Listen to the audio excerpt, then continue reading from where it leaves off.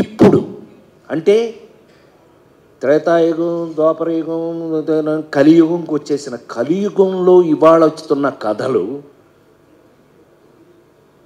మీరు చూస్తూనే ఉన్నారు కళ్ళ ముందు. నిన్నగా మొన్న చూసాం, ఆడెవడో చందనం దొంగ వాడు హీరో.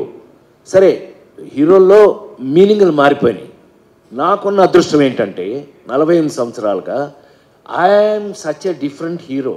నువ్వు చెప్తుంటావు కదా, నాకు చిన్న ఫ్యాన్లేండి, చెప్తుంటావు కదా, అదే పెద్ద ఫ్యానే.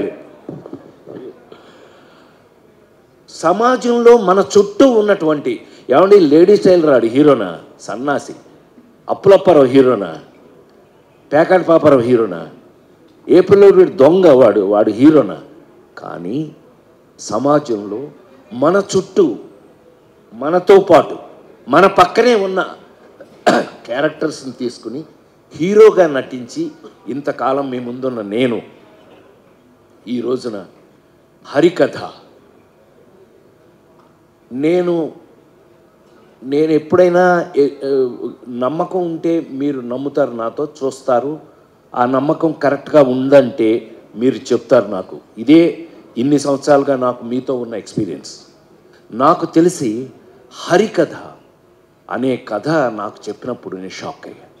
నా మీద ఎస్, అలాంటిది ఈ జనరేషన్లో, అంటే ఈ జనరేషన్ అని చెప్పగలిగిన ధైర్యం నాకుంది. 5 జనరేషన్లు దాటి వచ్చాను నేను, 5 జనరేషన్స్ దాటి వచ్చాను. శ్రీరామ్,